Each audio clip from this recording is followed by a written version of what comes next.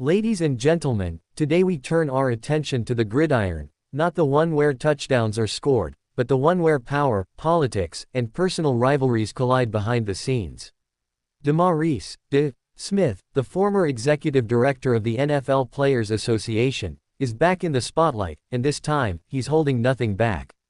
Though he stepped away from his role more than 2 years ago, the battles he fought, and the enemies he made, still burn fiercely in his mind.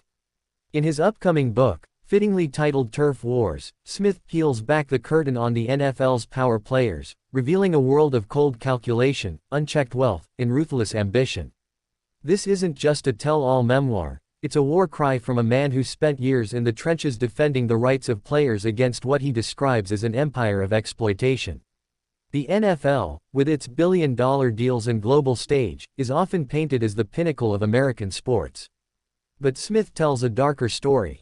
A story of commissioners, owners, lawyers, and yes, even players, who he says conspired, knowingly or not, to maintain a status quo that enriched a few while controlling the many. Let's start with Roger Goodell, the face of the league. Smith does not mince words. He calls Goodell a cold, dark void, a man who, in Smith's view, sold his soul to the league's wealthiest owners. Goodell, according to Smith, didn't just serve the interests of the NFL, he served what Smith dramatically refers to as madmen. But Smith doesn't stop with Goodell. He takes direct aim at Dallas Cowboys owner Jerry Jones, one of the league's most powerful and outspoken figures. Jones, whose fortune soars into the tens of billions, is painted by Smith as stingy, a man who counts his dollars as his players sacrifice their bodies and minds on the field.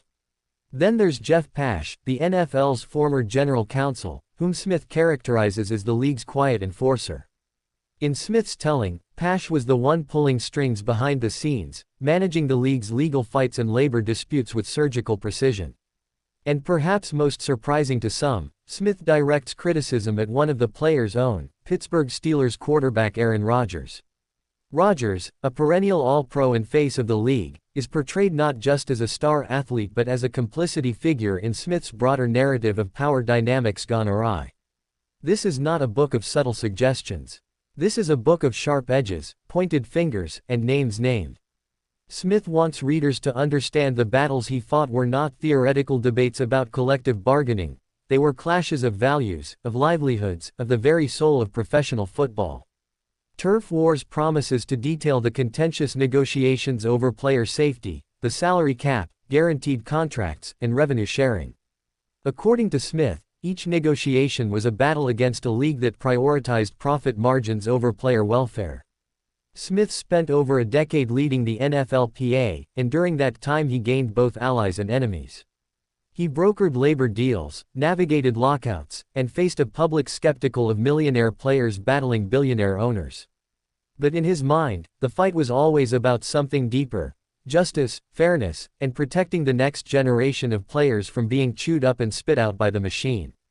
Throughout the book, Smith recounts moments where, according to him, the owner's wealth and power silenced dissent.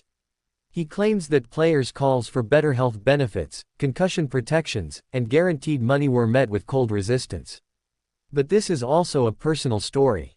Smith reflects on his own journey, how he, a lawyer and former prosecutor, stepped into the cutthroat world of professional sports and tried to change it from within. He talks of late nights in negotiation rooms, where every word was a weapon and every pause was a calculated risk.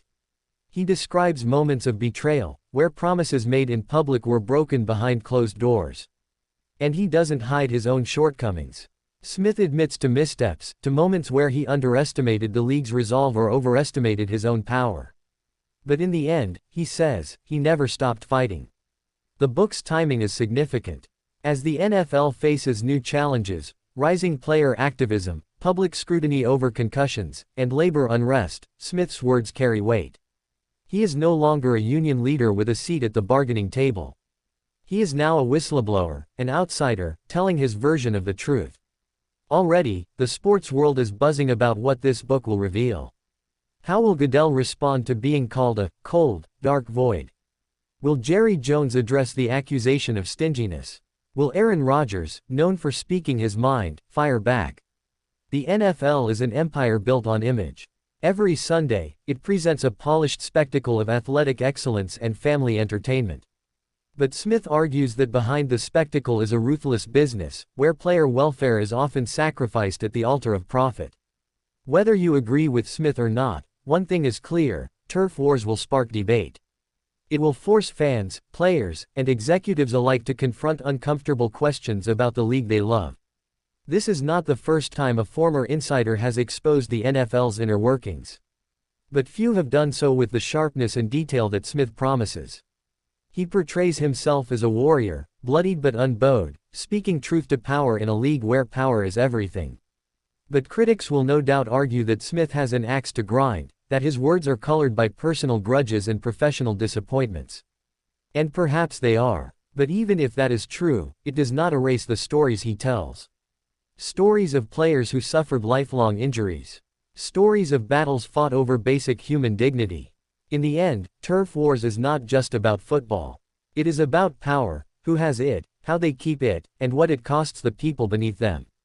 As the book's release approaches, all eyes will turn to the NFL's leadership.